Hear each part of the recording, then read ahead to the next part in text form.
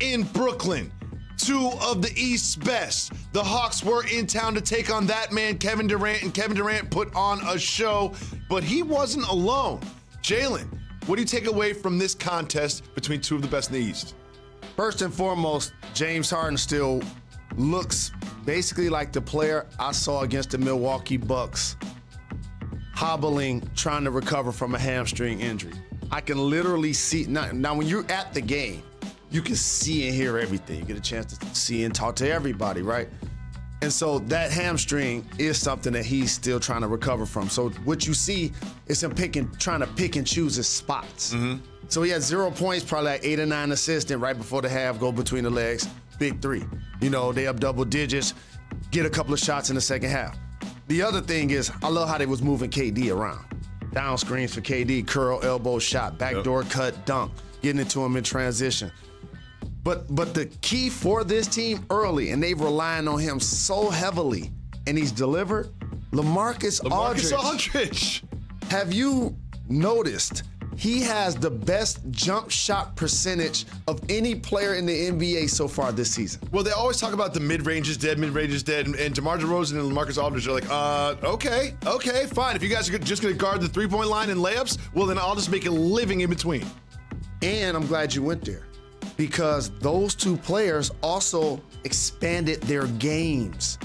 And they both now can also shoot threes. And this is, for example, a player like Ben Simmons playing on the perimeter. As you advance in your career, those are the type of things you hope to keep adding to your game. But on the other side, DeAndre Hunter was balling too. Yeah. He was making threes. I think he was 5 for 5 in the first half. So it was a good win for the Nets. Trae Young struggled from the floor. And it was good to see the Nets get a win against a Hawks team that I felt like going into the game, and I was saying it to you, I was like, you know, disappointed in what I saw with the Nets early. You know what I mean? I was like, the Hawks on their heels. But when I'm standing in the gym and I looked at KD is really 7 foot tall, I'm like, they'll be fine. Yeah, they'll be fine. Well, you said that you wouldn't pick the Nets to win the East unless they had Kyrie Irving, and there is a small, minuscule piece of news regarding that. The mayor-elect, Eric Adams, has said that he might revisit the COVID vaccines. And if I'm the Nets, I'm like, Mr. Mayor-elect, please be quiet, because we want him to get vaccinated, because mayors who haven't gotten to office yet, they say all kinds of things that don't actually end up happening. But do you think this will change Kyrie's approach to getting vaccinated or not? I believe he's gonna play this season. Whether it's because he gets vaccinated, which we've talked about, and I anticipate, I just hope that it happens during the holiday season. I think he's already vaccinated. He's in the 3-week period right now where he's not double vaccinated. Hopefully he's in the giving season. Give NBA fans back the between the leg, behind the back left hand. I just need that back in my life.